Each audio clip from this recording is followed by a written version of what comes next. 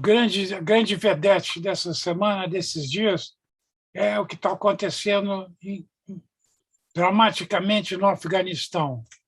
Para nós é importante reter alguns efeitos pertinentes dessa situação, no que diz respeito a uma ordem totalitária com armamento completo da população e o estabelecimento de uma ordem teocrática, o que dificulta a convivência moderna, a tolerância e a vida entre contrários.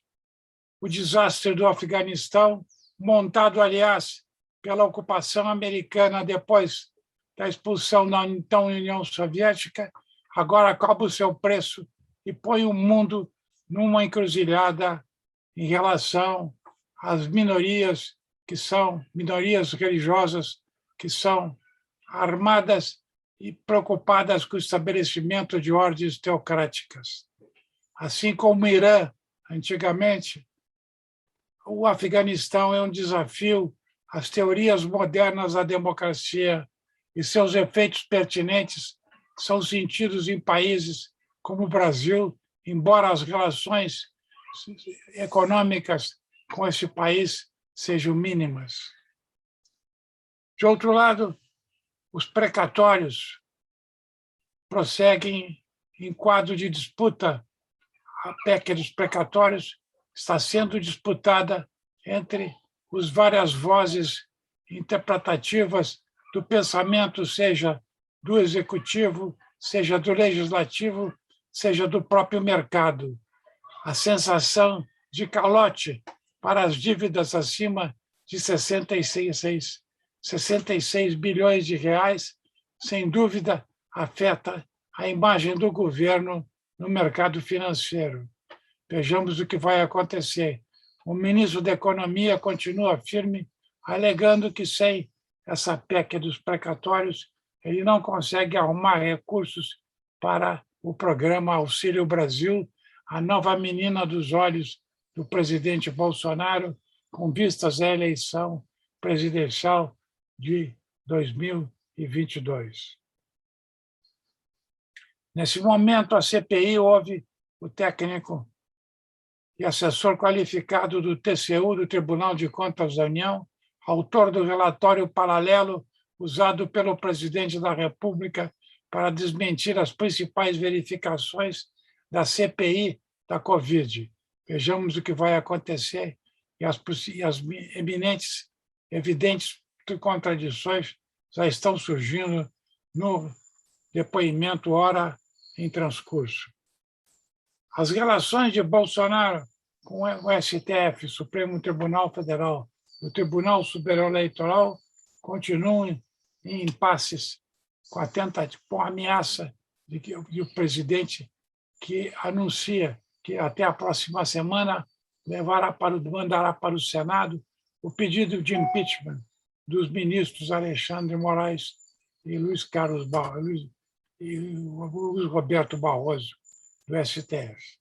Acreditamos que não vai acontecer nada de novo e simplesmente o desgaste dessa relação que deveria ser vivaz, deveria ser forte entre o judiciário e o seu poder máximo e o executivo. A greve dos caminhoneiros a favor do impeachment dos juízes, dos ministros mencionados, convocados pelo ex-cantor e ex-deputado, parece não adquirir maiores lealdades entre as reais lideranças do mundo dos caminhoneiros.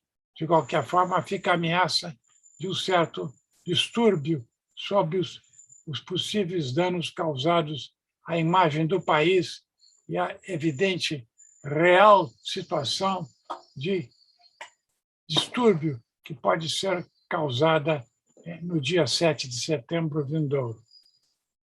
Destaque-se que 14 governadores, 13 estados, mais o Distrito Federal, assinaram documento de apoio aos juízes do STF em relação ao presidente da República.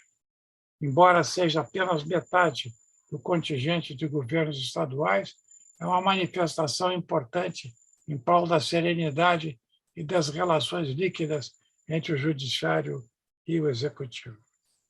De qualquer forma, é possível ver que a instabilidade política chegou, a instabilidade institucional afeta, finalmente, o setor financeiro do país.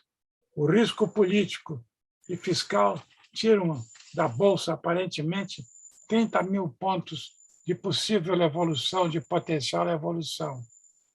O mercado financeiro também se manifesta em relação à reforma tributária, que deve ir à sua primeira votação ao plenário da Câmara hoje ainda.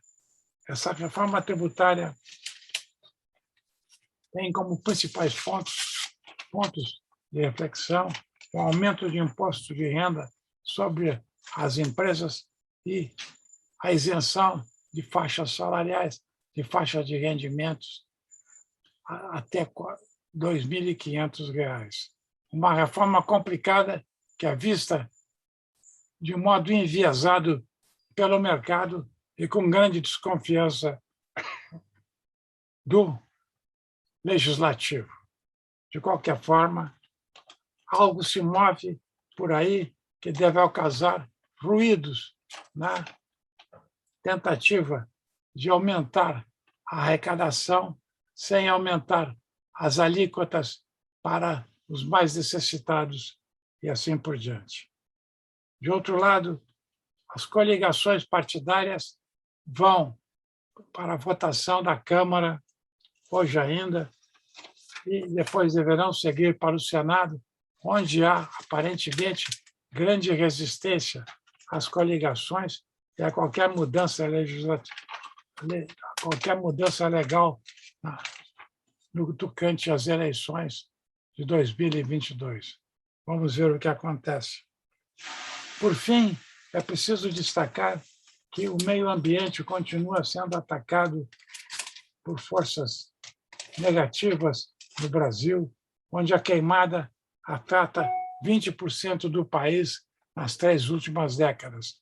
Os relatórios do painel, o relatório do painel das Nações Unidas, o painel intergovernamental sobre o clima das Nações Unidas, coincide com a verificação no Brasil de que as queimadas, especialmente sobre o Pantanal e a Amazônia, são sistemáticas, se dão mais de uma vez na história dos últimos 30 anos e ameaçam a integridade e a sobrevivência do território como unidade ambiental.